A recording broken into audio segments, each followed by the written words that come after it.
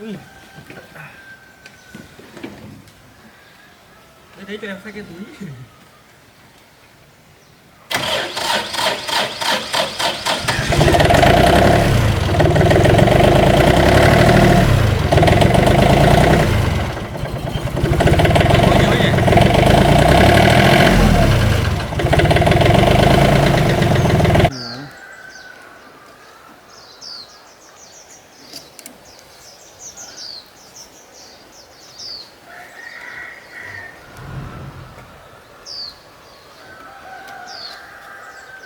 Nhiều nhất lắm, sao mà nó lại không nhiều nhất. Đây là rau buổi sáng sớm thôi. Lại xem.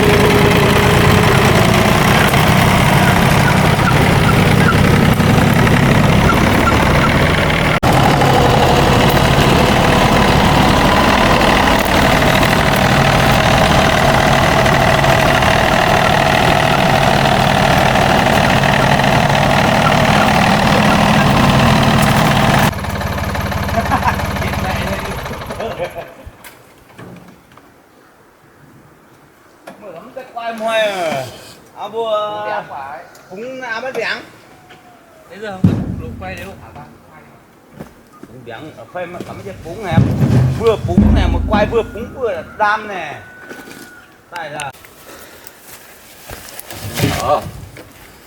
lên hình để nắp mồm mà chứ.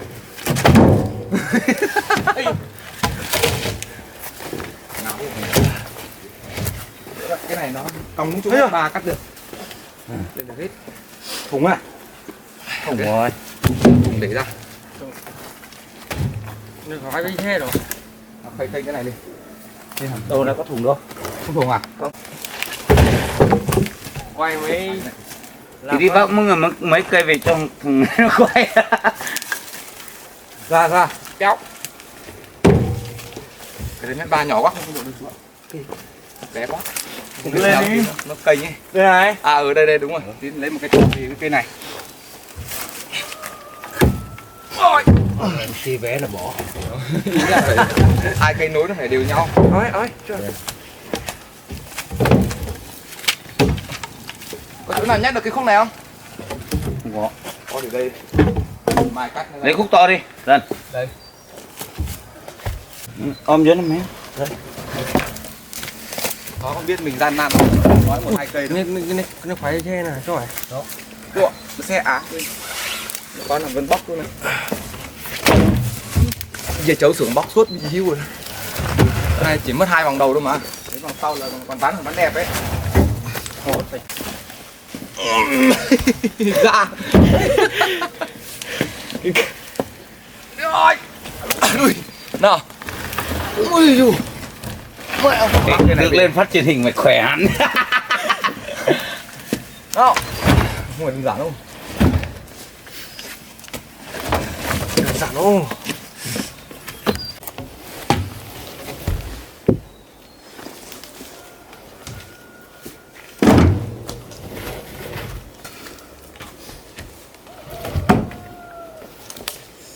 Anh Trần có mang tiền không? Có. Tí anh giả vờ cho tiền em nhé. À nhưng mà để ở đây đâu? Hả? Có để đâu đâu?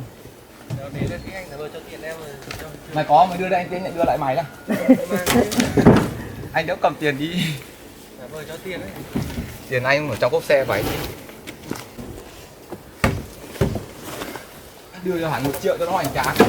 sắp có 1 triệu này Không đủ 1 triệu à? Gỗ còn 3 xe nữa nhỉ anh nhỉ? Đâu xe này đi còn 2 xe vơi nữa thôi. Nếu mà bốc cố thì là 3 xe đầy nhưng mà đường này khó thì đợt kia thì 4 xe. cưới bác đó Thì kia cứ 4 tấn đi được rồi. Đó. Nhưng theo qua đi 4 tấn là đi vừa lắm. 100 bay nào à thế chịu chơi phết nhỉ Đầu tư lên xu hướng sao? Cưới tao vắt có tiền là lấy luôn. Chứ không mà mấy hôm nữa là hết tiền. Nó mua đéo mua. nhưng mà phải mày hướng tới đi chút Làm dần đi thôi. Tao thấy con khổ người ta thích xem đó. Anh lên mạng hay xem cái bọn nó quay cái bọn Hà Giang này. Bọn mèo nó cởi chân cởi chuồng chơi rét thâm rét môi ấy. Xem có thấy thương cho nó thật đấy. Mà chúng nó quay cái đấy quay thật đấy. xe này bốc lâu thế nhỉ hôm qua sẽ bốc tí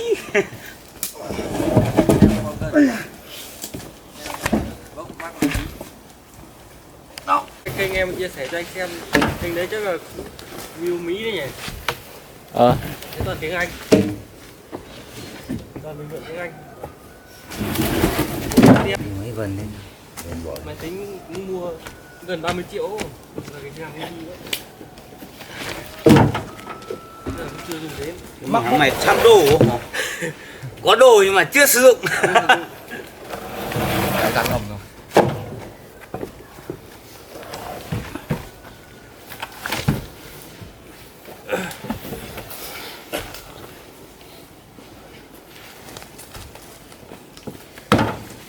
Ai cũng có ước mơ chứ. Ai có ước mơ phải bảo. Trải qua là đi làm cái nghề này để nuôi gia đình đấy. Ước mơ. Ra làm cái kia. Ước mơ của anh là được phóc cái. Đấy. Đấy. cho nước về đây đằng nào có gần xuống đây. Lấy máy kéo dán rồi. Hồi nhất. Rồi tiếp Đây cứ biết nhá. gấp luôn. Rồi. Nữa. Ôi. Ui. Sắp đưa cả người không? Ôi. Đó. Ui. 2, 3. Ui, chạy luôn. Cây xuống đây mẹ biến dạng hết, không biết nhận cây nào là của mình bác. Không ai nhận ra cây nữa cơ mà. Biến dạng hết. Rửa lõm lắm.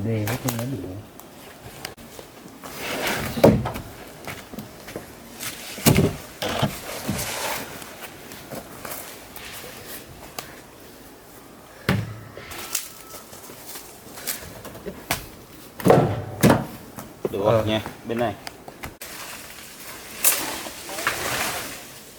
Con đi về luôn.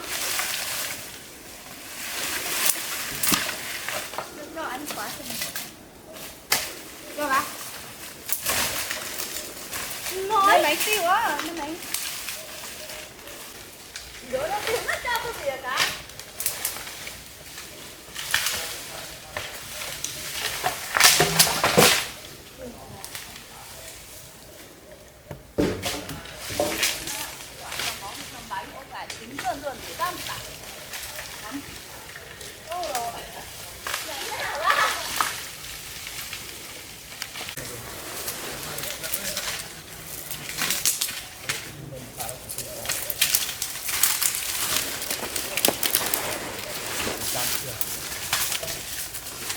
Ở đây đừng mua.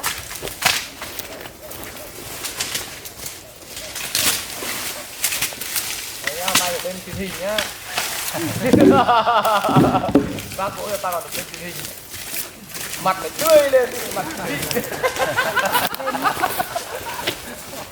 Nhăn lên mặt vào. Nhắn lên mặt vào. Tươi rồi chị. Đấy như mẹ Vân nó tủ kìm nó tít trong kia phải. Đi trước hẳn nữa. Sướng hẳn. Một cái là nó hơi đông.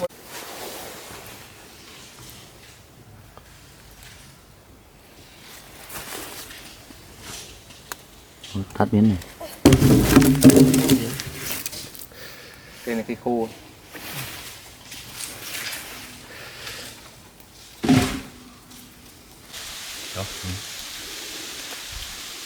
Đủ này nó còn nâng ly đắng. Nó là ly nó quá chỉ ly mắt châu. Nó quá bảo miệng. Đầu năm này chịu 5 tấn rồi. Không kịp lá Thành. Không kịp sáng mai đi. Vẫn kịp về À, bốc mà. mình phải tay lột con chua bớt. Người cắm lợn này. Mà cái dính tiết đang quay đứng gần đang là chỗ cả tung hào nãy gì nè, đấy là những ngay cái đang cắt đi theo gì. Bê cái kèo nặng quá mẹ. Trên thở dưới thở.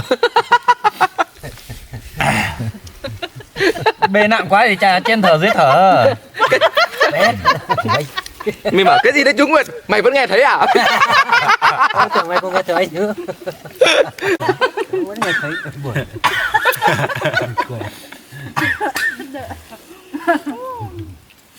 Mai bướm nhìn hắn buông rủi mà đài cái chuối á.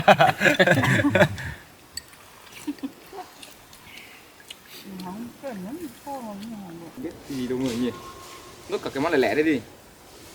Đấy. Đục túi như thật. Bắt tay đàng hoàng chứ bố. Làm ăn người ta phải bắt tay bắt chân cứ xít lên gì.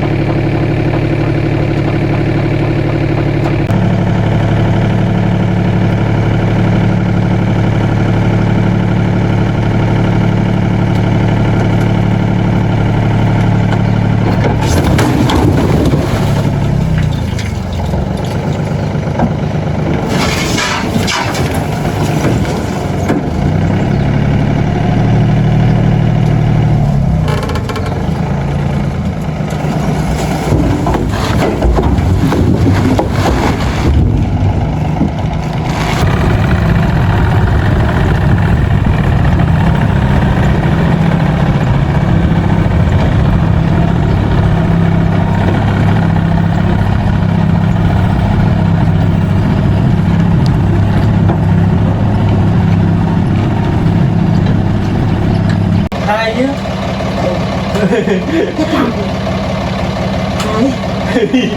Hai bảy Vâng. thế, quá